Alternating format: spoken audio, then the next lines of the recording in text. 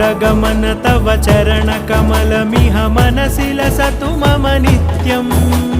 गरुडगमन तव चरणकमलमिह मनसि लसतु मम नित्यम् मनसि लसतु मम नित्यं मम तापमपाकुरु देवा मम पापमपाकुरु देवा मम तापमपाकुरु देवा मम पापमपाकुरु देवा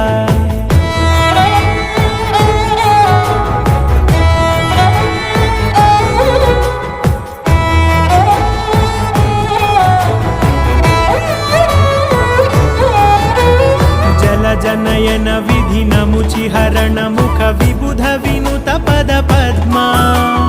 जल जनयन विधि नमुचिहरण मुख विबुध विनुत पद पद्मा विबुध विनुत पद पद्मा।